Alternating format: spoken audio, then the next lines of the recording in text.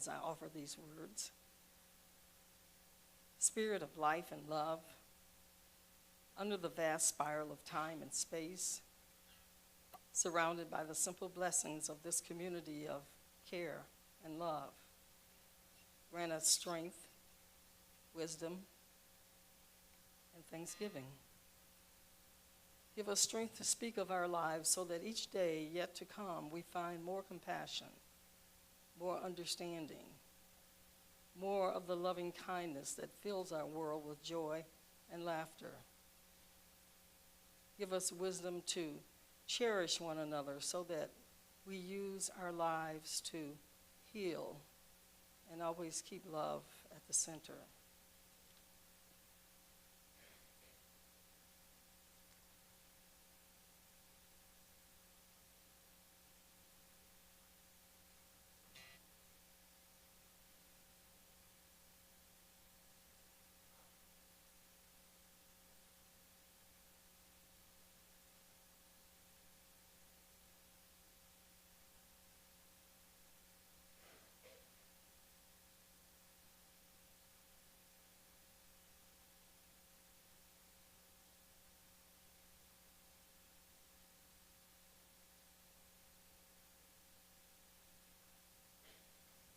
May it be so.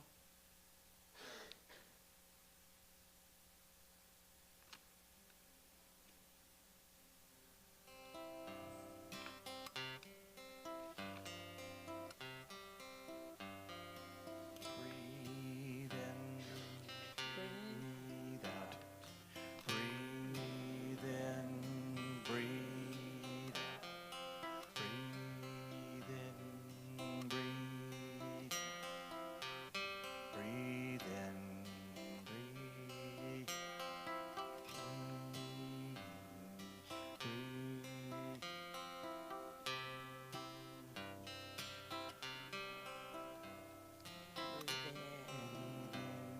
I breathe in peace when I breathe out.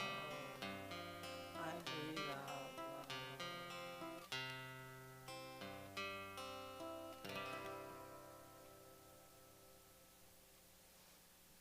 The reading is Love by Mark Bellatini.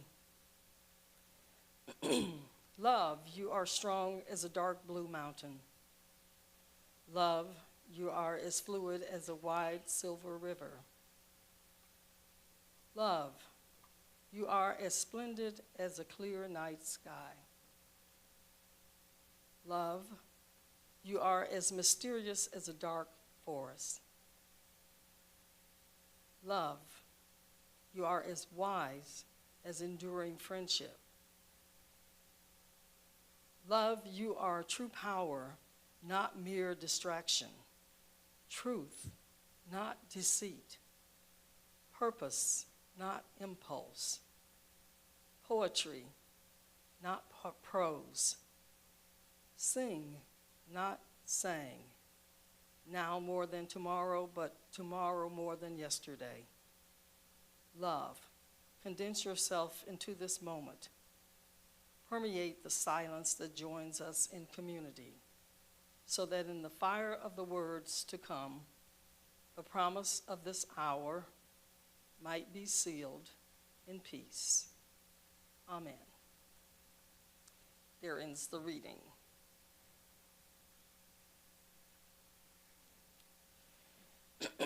When most people think of our member congregations, Unitarian Universalists, it is within the context of two separate entities that merged in 1961. Both denominations were founded by theological liberals of the 18th and 19th centuries, by people with names that are well known to most of us: Hosea Ballou, Henry Ellery Channing, Ralph Waldo Emerson, and Theodore Parker.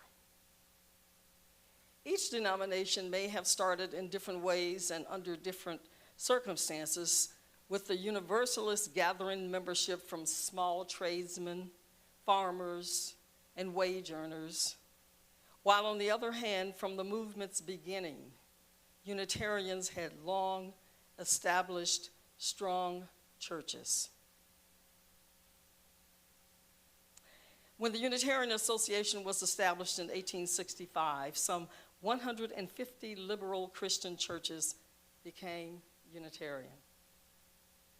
However, both Unitarian and Universalist denominations were founded on hopeful heresies, and both traced their roots far back into the distant past, and from the beginning have been strikingly optimistic in their understanding of God, human nature, and salvation. Moreover, both have been strikingly open and inclusive in their attitudes toward the world's varied religions and scriptures. The idea of merging seemed like a no-brainer, a slam dunk, if you will. However, with all of the seemingly similar attributes, the two were theologically different.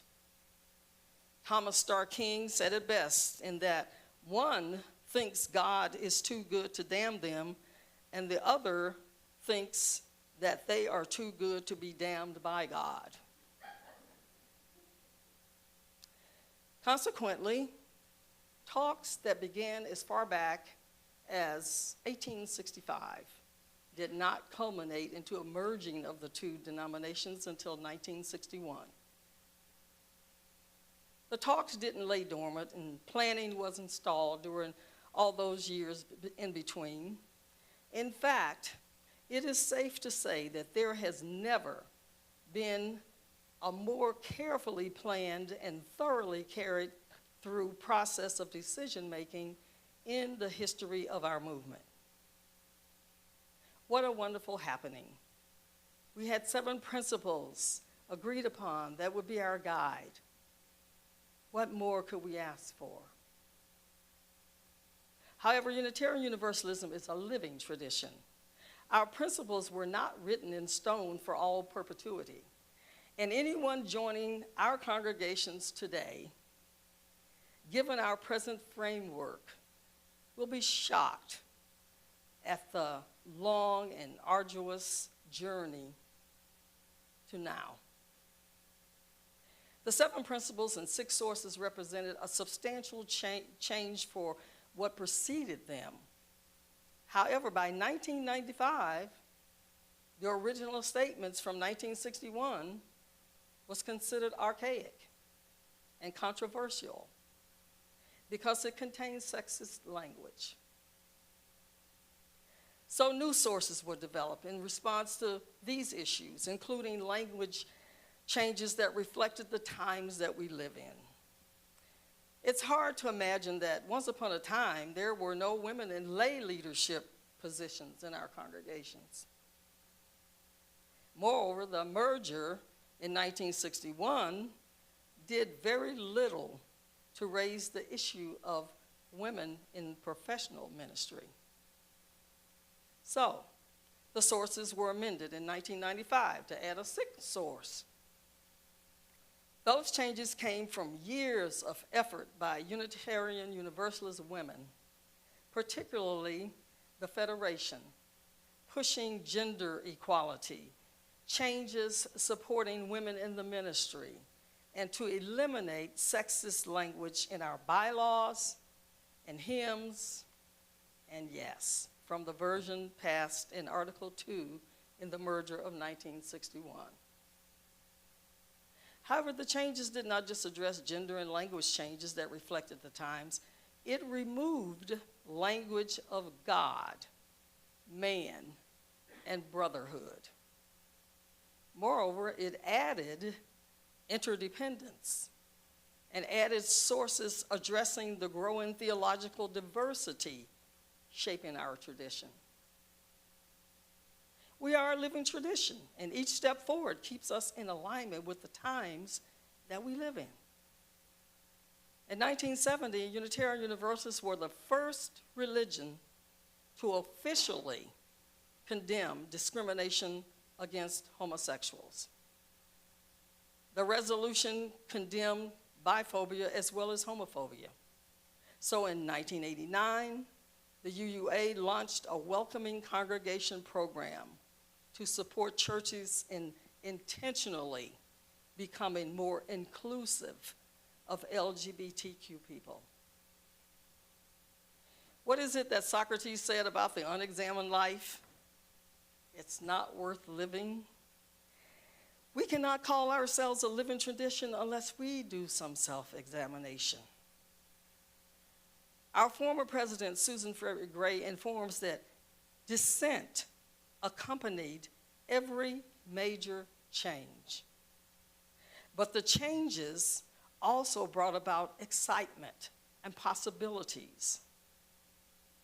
Much as it did in response to the women's movement, the ground began to shift again in the mid-2010s with the emergence of the Black Lives Matter movement, the election of the 45th president with his racist and misogynist campaign, and the urgent call to confront white supremacy culture in our own movement. All of these compelled us, Unitarian Universalists, to ask questions about whether our principles reflected fully who we are and who we need to be. Therefore, by the 2017 General Assembly, which was the year that I signed my first contract here with UUNB, there were multiple grassroots efforts to change our principles so as to remove gender binary. The first was overwhelmingly adopted to change prophetic women and men to prophetic people. There was also a proposal to change the first principle from the inherent worth and dignity of all people to the inherent worth and dignity of all beings. However, delegates grappled with the reality that we still had a lot of work to do. So, the proposed was tabled. But discussions of the eighth principle were also taking place because the eighth principle recognized the need to call us from aspirations to action and articulate commitments to dismantle systems of oppression. So by the 2020, hundreds of our congregations had adopted the eighth principle. And after 2.5 years of study and conversations with thousands of Unitarian Universalists, the Article 2 Study Commission submitted their final report and proposal to the UUA board in 2023. And the final draft was voted on and approved by a 2/3 majority at General Assembly this past June 2024. Now, as an attendee to the 4th International UU Women's Convocation, I was asked to bring a 5-by-5-inch square of fabric with a written explanation of why the piece was chosen. The idea is that the pieces will be sewn into a patchwork quilt to present to a newborn girl as a symbol of the global connection each woman has one to another, and for a reminder to the girl of her connection to all of the women who contributed to the project. Now you may be wondering, what has this got to do with Article 2? Well, on offering her reflections on the changes to Article 2, Reverend Dr. Sherry Prudhomme wrote that she views our denomination as like a patchwork quilt. They don't aim to be an end unto themselves, but a beginning.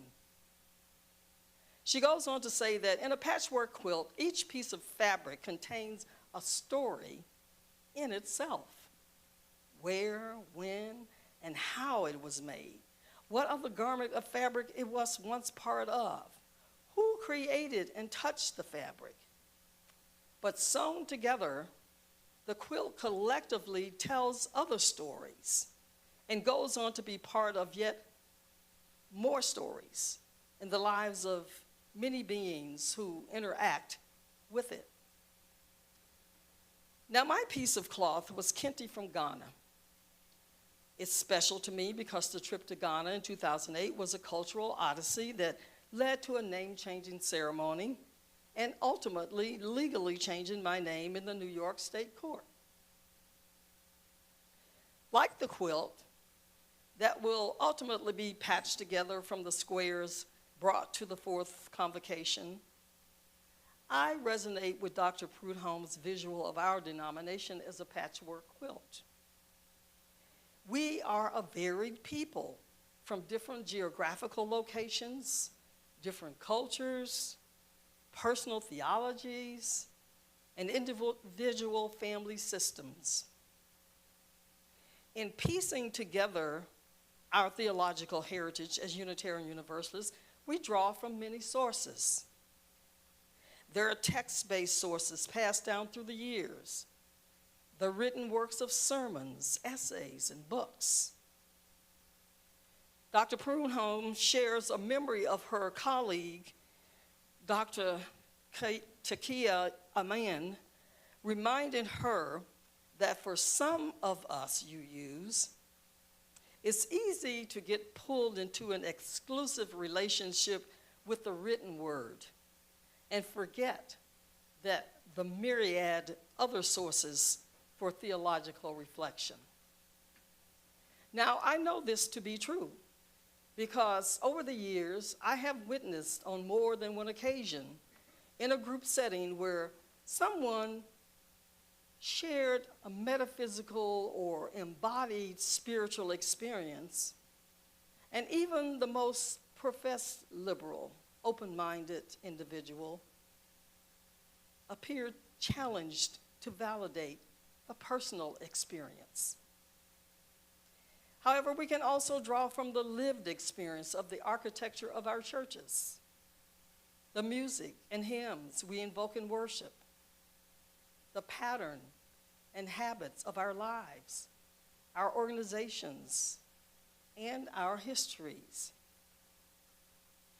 In interdependence, we honor the interdependent web of all existence, and we acknowledge our place in the great web of life with reverence and humility. Through pluralism, we celebrate that we are all sacred beings, diverse in culture, experience, and theology. Through justice, we work to be diverse, multicultural, beloved communities where all thrive. And it is through transformation that we adapt to our changing world. Through our generosity, we cultivate a spirit of gratitude and hope. All of these actions are possible with love at the center. There's no doubt that our theological heritage, as well as our present, is filled with paradox, contradiction, failures, successes, shortcomings, and brilliant aspirations. However, I will acknowledge that articulating theology as well as living in religious community can be a messy business. The patchwork quilt of our theological heritage is stunningly vibrant in many ways, but in others, it is also torn and fraying in some places. Some sections have been mended or wholly replaced. Moreover, as a tradition and as a people, when we mature spiritually, we develop our capacities to be with both the beautiful and the broken, the complexities and the contradictions. In the 2018 Service of the Living Tradition, our current president, Reverend Dr. Sophia Bettencourt, offered this observation saying, and I quote, "We are on a journey toward redemption with the strength of generations, the failure of the everyday, and the deep down gritty messiness that is the promise of our salvation. There's an inherent goodness that exists between and among us. She continues saying, I want to honor the weary, ragged miracle that is our living tradition. With love stitched in from the beginning and sewn throughout the piecing and the mending across the decades, even a worn and ragged quilt provides strength, inspiration, courage, and solace through the long night. From my heart to yours, may it be so.